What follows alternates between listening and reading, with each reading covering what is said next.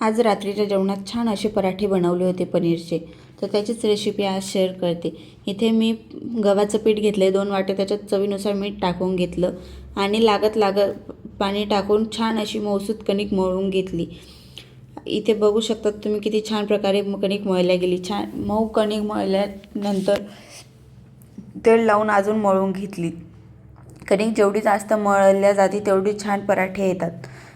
इथे आपली कणिक रेस्ट करायला ठेवून दिली. आता इथे हिरवी मिरची आणि कोथिंबीर कापून घेतली मी छान, आणि आता पनीर ग्रेट करून घेऊया.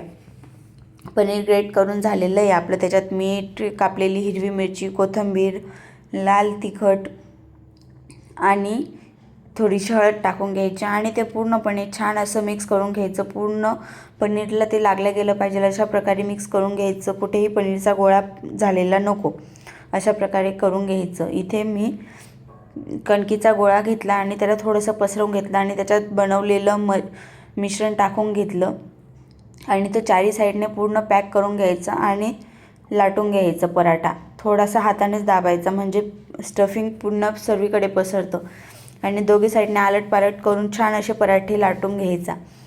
आपला पराठा लाटून तयार आहे. आता भाजून घेऊया.